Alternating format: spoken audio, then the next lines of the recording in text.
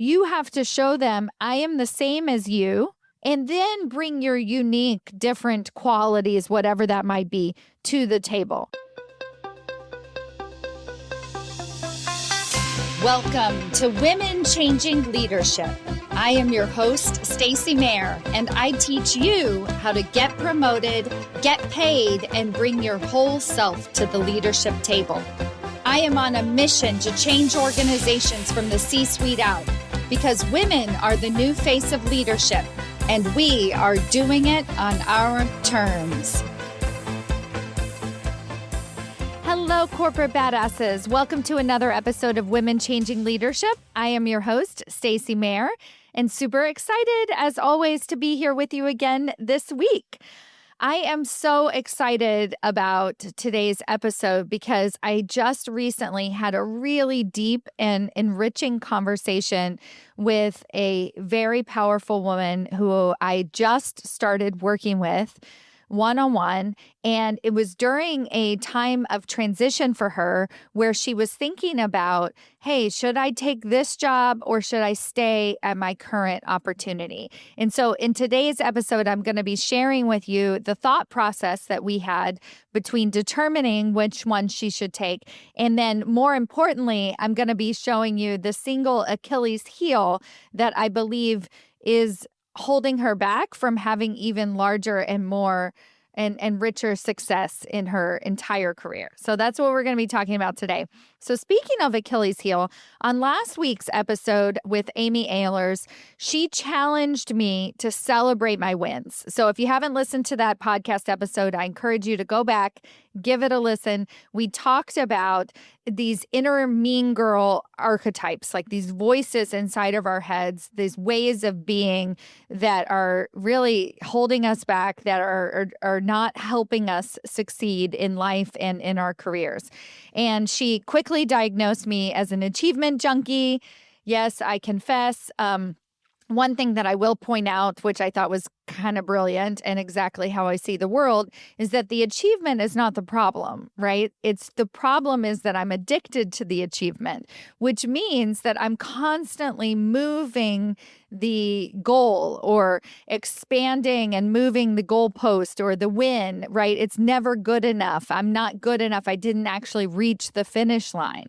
And so her anecdote to this and her invitation to me, homework assignment, if you will, was to celebrate 3 wins and actually write them down for myself over the past couple of weeks, and then to do something to celebrate them in a physical manifestation of that celebration. So it could have just been writing it down in my journal, maybe doing a social media post, maybe going for a spa day, like whatever that might be to celebrate.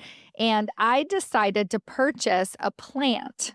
And this is really meaningful for me. And the reason I'm sharing it with you, and I actually shared this on my social media as well, because it was so different. I actually looked at the wins that I wrote down. I felt like they were pretty boring and didn't really matter. They weren't huge wins. They were just part of my everyday, which is a good sign that I probably am an achievement junkie.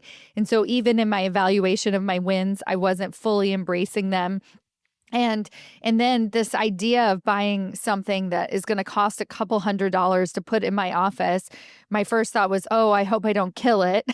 And then I was like, no, I can go out and I can purchase this plant and I can keep it alive. And this is something that I am capable of doing. And now that I have it, I am so thrilled that I completed this assignment because it's really opening my eyes and making me realize that, yes, the achievement's not the problem. I am going to constantly achieve. And if you're listening to this, you're a high achiever as well.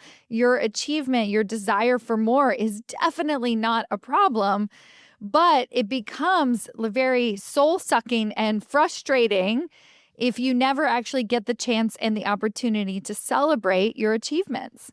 So now, from now on, when I look at this plant, I get to think about each one of you, and I get to celebrate not only the achievements that I am doing on a weekly basis, but your achievements as well, and how impactful your lives are as a result of this process of figuring out how we can really have that voice at the table. That is what all of my work is about, is changing the leadership table. So it's not just about getting you promotion and more pay, which that's a huge part of it. But it's about, do you really have that voice and can you really make an impact at your company? And the answer is absolutely 150%. Speaking of, I have another celebration that I want to share with you from one of my clients that I've been working with for many, many years. And she is at the point where she's passing on my knowledge, right? She's passing on the knowledge that she has received from me over the years now to her stepdaughter, who was in the middle of negotiating a pay raise. And this was really, really exciting because, she can't dump, 5 years of coaching on her stepdaughter all at once, but she does have so much wisdom and advice to share with her stepdaughter. And so not only did she do that, did she offer the advice, but it worked. And she was, in fact, able to negotiate, as a result of these conversations, a 14% pay increase. Now, this is huge in and of itself, but one of the things that the other women inside of the leadership table pointed out when we were celebrating this win is literally through that conversation. And when you think about a young person's career journey, she changed her life. Right? So she showed her at a very young age how to have a voice, how to actually communicate what it is that she needs, not through yelling or frustration. Oh my God, I still remember when I was that age, and one time I couldn't communicate properly what I needed or wanted out of my career. I just knew it wasn't working. And so I just quit. I was in Chicago, downtown Chicago, and I just was like, I can't do this anymore. And I walked out the door. And if you've been there, I totally hear you. It is so frustrating. And I highly recommend quitting. I don't have a problem for women walking away from their jobs, but have choices, do it for the right reason, communicate what it is that you need first, get declined, and then quit, right? So this is my advice. This is my wisdom as I have aged throughout my own career and through the years and working with women, is that, this sort of roller coaster of quitting, not quitting, staying, not staying is exhausting. And at some point you feel empowered to actually speak up, to ask really clearly for what it is that you want or that you need. And then the rewards just flood in after that, right? Whether it's you being empowered to leave your job or not, whether it's actually getting the promotion or actually getting the pay increase or not. It's amazing. So I'm so thankful that you're here with me this week. And today we're going to actually talk a little bit more about what it is that makes you different, what it is that makes you unique as a woman in leadership, and who you are as a person. So I told you that today's podcast episode was inspired by a recent coaching call. And on this coaching call, as we were weighing the options back and forth, should I stay or should I go? A big thing that came up for her a lot of times was just being compelled to want something more, being compelled to make a bigger impact, and not being compelled by the title itself. All right. So this transition was going to give her a higher title, but it was not going to give her higher pay because she was actually shifting into a different type of organization, right? So it was a much smaller scale that she was moving into, but yet she was going to have a higher title. So she wasn't compelled by the higher title. She was a little bit discompelled, if that's a word, by the lower or the lateral pay. But then the biggest thing was this desire to do something different, this desire to grow, this desire to want something more. And I think where she was really torn was, I can stay exactly where I am, but not only am I not being fulfilled, growing, I don't have this opportunity to grow, I'm also exhausted, right? It's not the opportunity that I'm currently in isn't working for me. She's good at her job, but she doesn't feel like she has the resources or the ability to let go, to be able to scale at her current organization. And so this just literally this conundrum of should I leave just because I want something more, or should I stay and do the status quo because that might be easier, is literally the problem and the challenge that all of my clients face. But in that moment, I had a different way of articulating it to her. And that's what I want to share with you today is that I was like, you are so different. You are so unique who you are. And then she was like, well, no, I'm not different, like special or different. Actually, I think I'm pretty much the same as everybody else. And I was like, nope.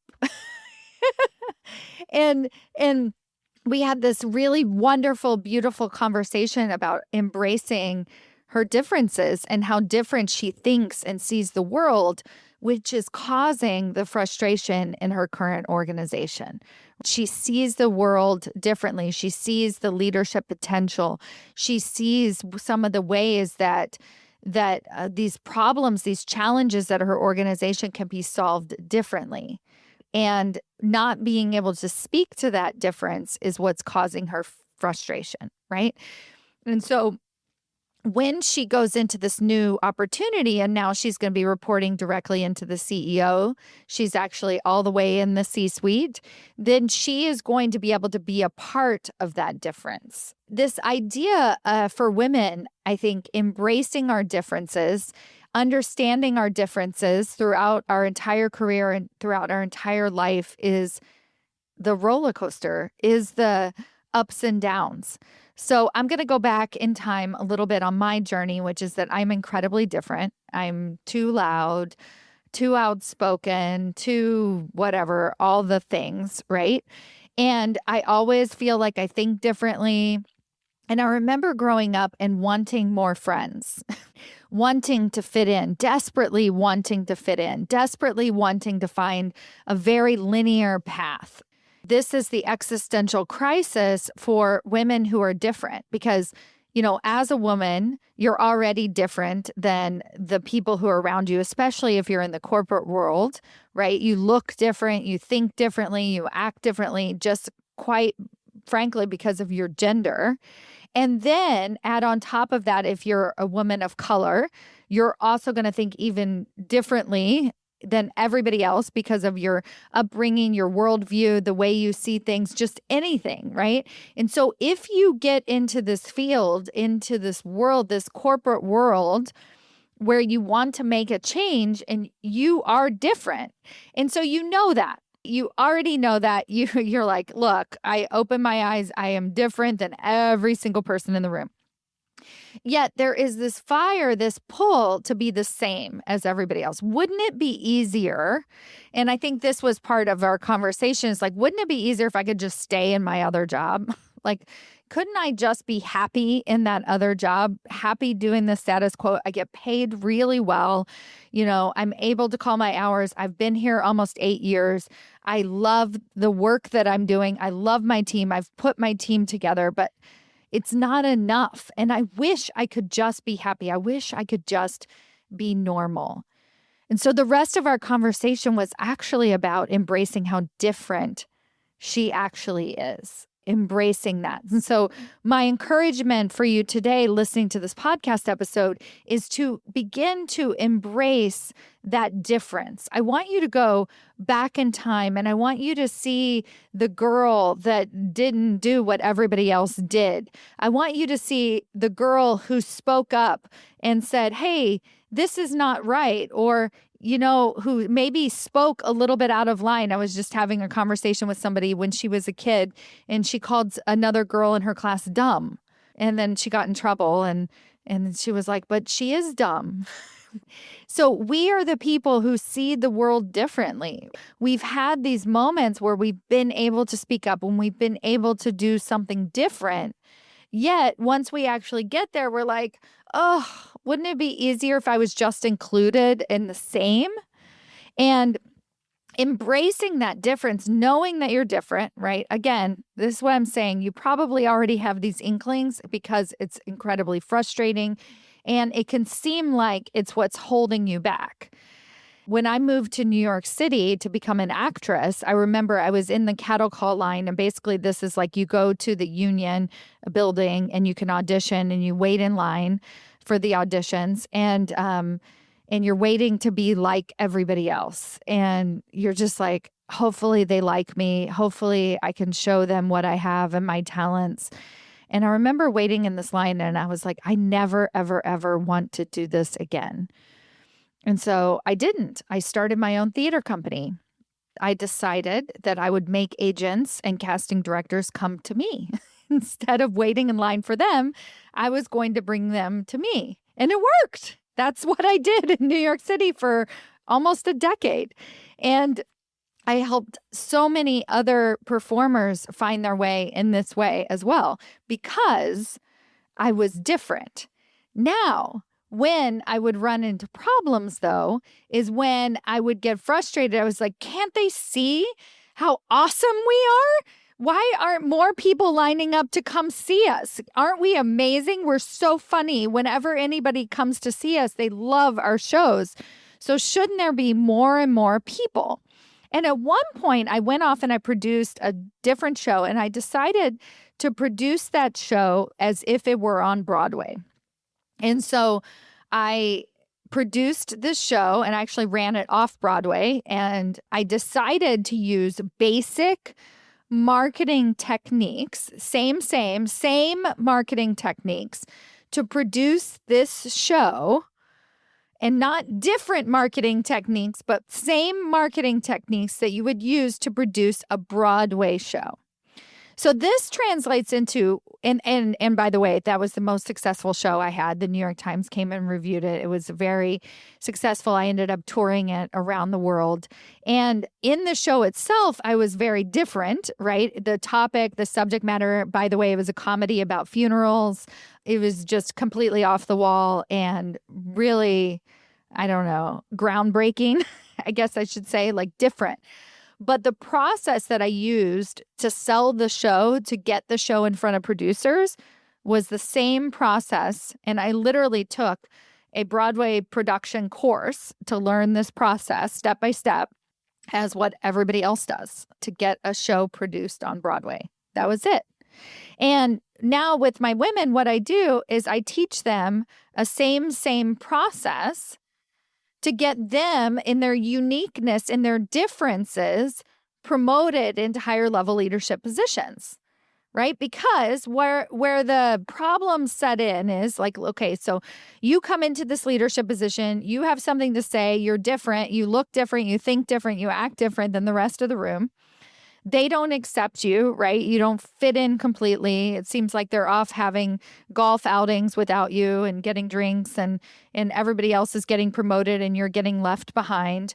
And so you have a choice. You can either be more like them, like completely change your personality, change who you are, make sure that I don't know, back in the 80s and 90s, women used to quite literally like lower their voice, look, act, think, talk more like men. That was the goal, right? If you wanted to be promoted, that's exactly what you had to do.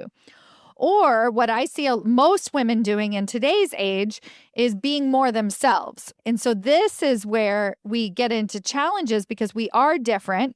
And so we decide to speak a little bit louder. Can't you see? Isn't this amazing? Why aren't people coming to my show? And then that frustration really shines through.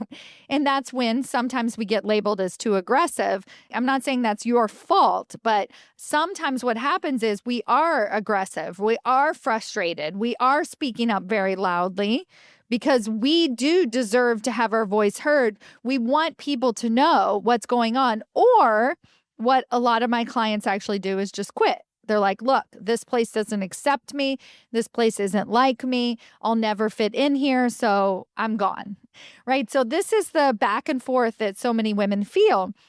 And then what I strive to do in my coaching is actually set the woman down and say, oh my God, you're amazing. You're so unique. You're so different. You're so incredible. But we're going to use the same methodology to get you into a promotion. The same methodology is not look more like a man, lower your voice more like a man. The same methodology is exactly my executive promotion process. You have to communicate out of the weeds. You can't be totally in the weeds and expect to be promoted into higher levels of leadership. You have to have allies all across your organization. You have to communicate at those higher levels of leadership what actually matters to them. So I'm going to give you a very specific example. And I call this process same, but different. So how can we communicate same, but different, right? We're going to bring our whole selves to the leadership table. I want you to get to that leadership table and be able to do whatever the heck show or attitude or, speaking that you want to do and make that change. But you have to actually get promoted into that position of influence and power before you can be that change. So let me take a second here and go back to my client that I was coaching, right? So, she has this conundrum, should I stay or should I go? And then once she decides to go, if that's her decision, she is actually at the table. So now she has to communicate to her CEO, same, but different, right? She has to be able to communicate to her CEO, I hear you. I know these are the processes that we're going to put into place. And then what she can do is build her team however the heck she wants. She can lead her team however the heck she wants. She can advocate for, a longer maternity leave if that's what she wants to do. She can make those different changes that shift the culture, but she also has to show executive leadership that she hears them. The same process goes for you wanting to get promoted, you thinking about how can I get promoted? You have to show them I am the same as you, and then bring your unique, different qualities, whatever that might be, to the table. This also comes up for women when they're interviewing. They'll go too far and they'll talk about all the differences that they have and the way they view the world and the changes that they want to make at the organization. But the problem with that is you haven't built that foundational trust, that sameness. And so they just see that as a threat. They're like, oh, wow, she seems very talented, but I don't think we're looking for that much change right now, even though they are. But you have to show them, oh my gosh, I hear you. I see you. I've done this before.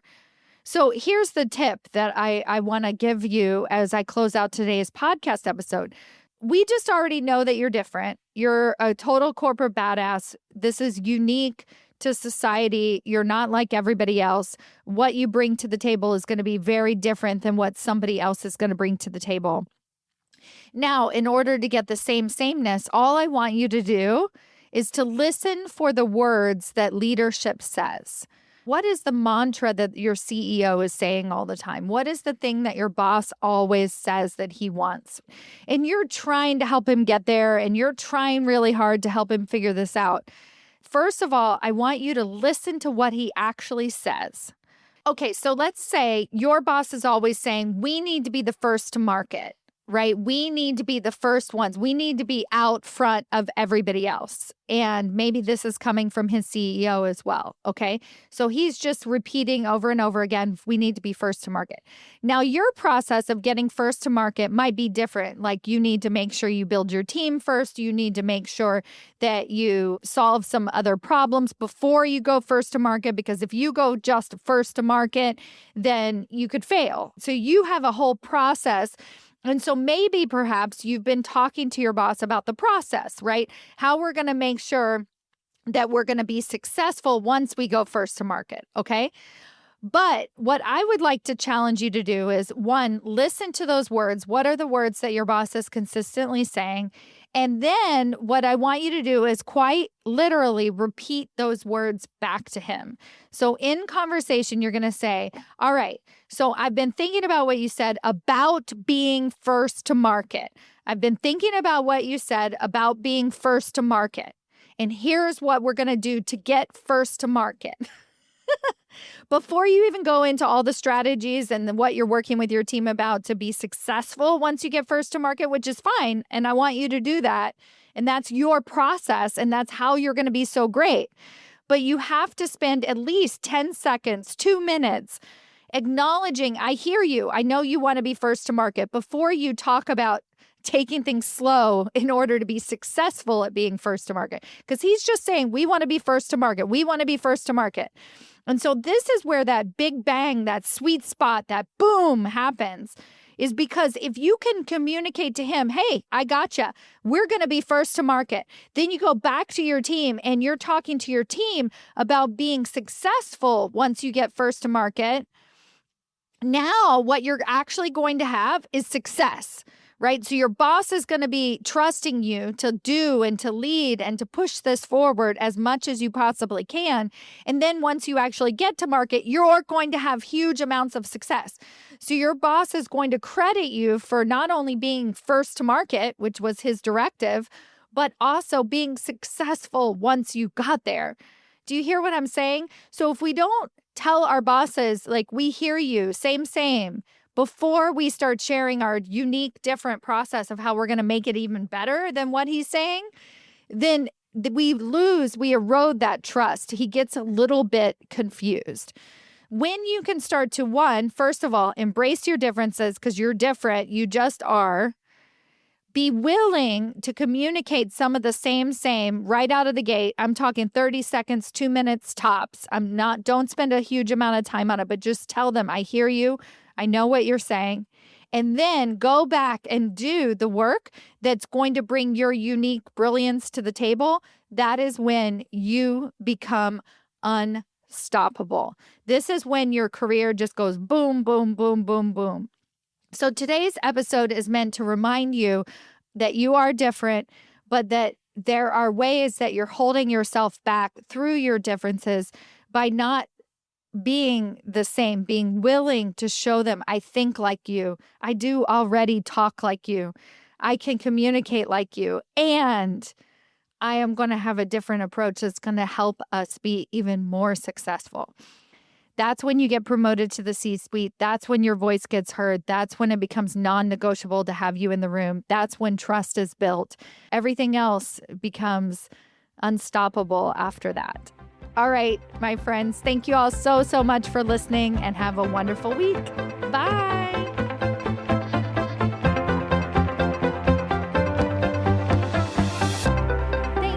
Much for listening to Women Changing Leadership with Stacy Mayer. If you enjoyed this episode, you are absolutely going to love and benefit from the work that we're doing inside of the Women's Leadership Accelerator.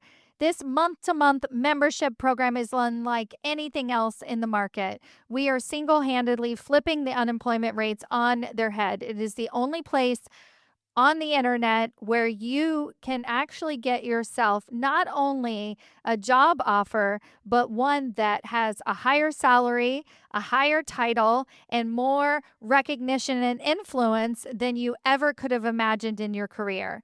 Inside the Women's Leadership Accelerator, we are getting women promoted. We are getting them multiple higher level job offers. And I want that to happen for you. Join us in this one-of-a-kind program. You're going to get coaching directly from me, my executive mentors who are also hiring managers who are doing the work, who have worked with me personally for the past 3 to 5 years. We are here inside of this accelerator program to work with you personally to begin to elevate your leadership to that next level. This is exactly what you have been looking for, and I am here to deliver it to you. Best thing, it's month to month. So you can come in, join us, get access to all of my training materials, my weekly live interactive calls, and you can begin to bring your friends into this community. It is the most corporate badass community on the market. I can't wait to see you in there. Go to authenticallypowerfulwomen.com. We are changing the face of the leadership table one promotion at a time. I can't wait to see you there.